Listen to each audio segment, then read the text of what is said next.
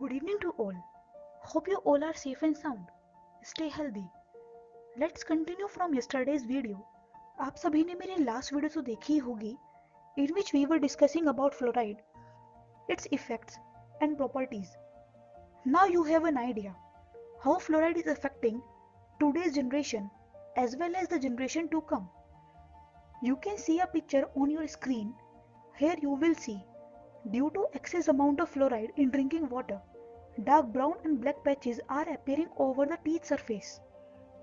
In this picture you are seeing a pregnant lady.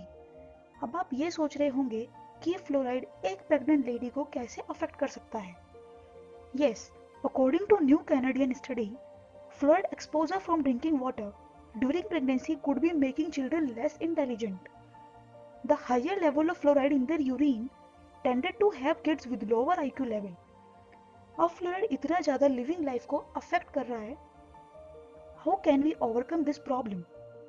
Here are different defluoridation techniques used to adjustment of level of fluoride to the optimal level.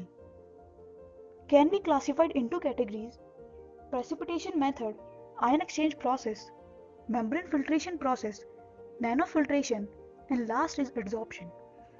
From precipitation method, addition of chemical called coagulants and precipitation of soluble salt of fluoride. Limitation of this: time consuming, requires more diligence, large doses of aluminum sulfate, etc. From ion exchange method, synthetic chemicals, namely anion and cation resins, have been used in fluoride removal. The fluoride exchange capacity of these resins depend upon the ratio of fluoride to the total amount of anions in water. You can see different material on your screen: bond jar, ion exchange resins, activated alumina, etc. From membrane filtration process, here are reverse osmosis, basically called RO, and electrodialysis. From reverse osmosis, the pressure is exerted on one side of the semi-permeable membrane, which forces the water across the membrane, leaving the pollutant behind. From electrodialysis, the membrane allows the ions to pass but not the water.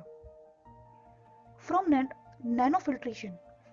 Nanofiltration, membrane have high retention of charged particles.